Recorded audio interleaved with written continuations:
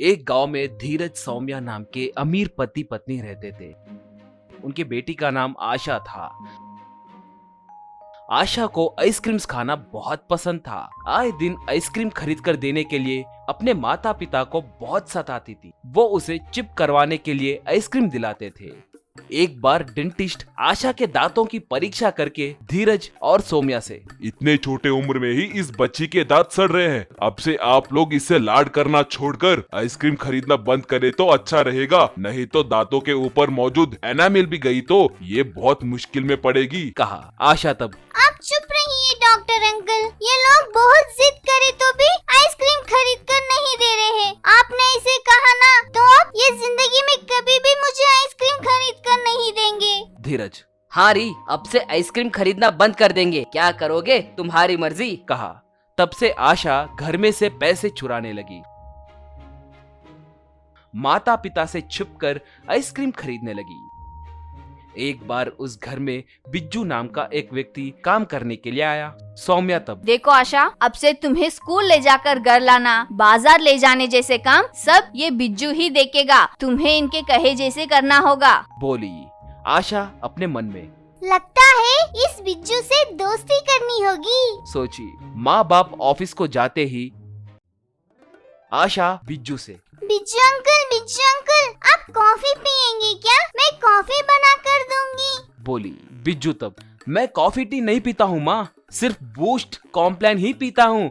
मुझे बचपन से ही आदत है, मेरी माँ आज भी मुझे वही देती है, पता है क्या, कहा। आशा तब, देखने में तो ये एकदम बुद्धू लग रहा है, इसका मतलब मैं इसकी मदद ले सकती हूँ, यूं सोची और बिज्जू को बूस्ट बना कर दी। बिज्जू बूस्ट पीकर, देखने में तुम बहुत अच्छी बच्ची लग रही हो, तुम्हें क्या चाहिए बोलो माँ, पूछा। आशा तब, आप पूछ रहे हो इसीलिए बता रही हूँ अंकल, मुझे एक वेनिला आइसक्रीम दिला सकते हो क्या?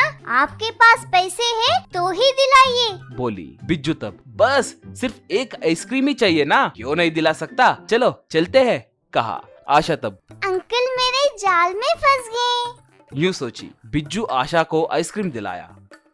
आशा आइसक्रीम खाने के बाद, अंकल एक और बात, आपने मुझे आइसक्रीम दिलाया है कहकर मम्मी डैडी को पता चला तो वो मुझे मार देंगे, बोली। बिज्जू तब, अरे इतनी छोटी सी बात मैं उनसे क्यों कहूँगा, मैं नहीं कहूँगा, कहा। आशा तब, थैंक्स अंकल, तो फिर मुझे एक चॉकोबार दिलाइए, रास्ते में खाते हुए आऊंगी, बोली। ऐसे आशा बिज्जू को अपने बातों में फंसाकर आए दिन 4-5 आइसक्रीम उससे दिलवाने लगी। उसकी सारी तनख्वाह आशा को आइसक्रीम दिलाने के लिए ही खर्च हो रहे थे। एक तरफ बिज्जू बच्ची को आइसक्रीम दिलाने के लिए मना नहीं कर पा रहा था और दूसरी तरफ उसके माँ बाप को ये बात बता नहीं पा रहा था। एक बार आशा अपनी दोस्त मेघना से, देखा मेरी समझदारी, डॉक्टर मना किए हैं कहकर मेरे मम्मी डैडी मुझे आइसक्रीम दिलाना बंद कर दिए, फिर भी मैं नहीं रुकी, उस बुद्धू बिज्जू को उल्लू बनाकर अच्छे से आइसक्रीम खा रही हूँ, दैट इज आशा, बोली। बिज्जू ने उसकी बातें सुन ली। बिज्जू, ओहो तो ये बात है, अब मैं ये बात मालिक से कहा तो वो मुझे नौकरी से निकाल देंगे। इस बच्ची को आइसक्रीम खरीद कर दिए तो इसके सेहत के लिए अच्छा नहीं होगा, कुछ भी करके इस बच्ची से आइसक्रीम खाने की आदत छुड़वाना है, सोचा। अगले दिन बिज्जू आशा को बीच के पास ले गया।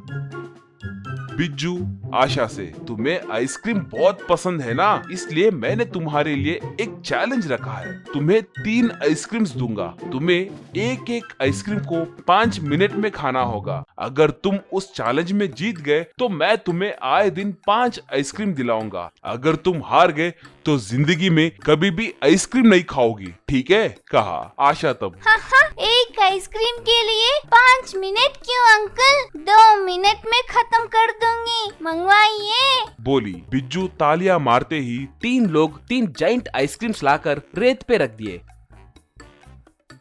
वहाँ एक जाइंट चॉकोबार था, एक जाइंट कोन आइसक्रीम था, एक जाइंट कप आइसक्रीम था। उन्हें देखकर आशा दंग रह गई। बिज्जू तब, तुमने चैलेंज किया ना, अब खाओ इन्हें, कहा। आशा आइसक्रीम खाना शुरू की।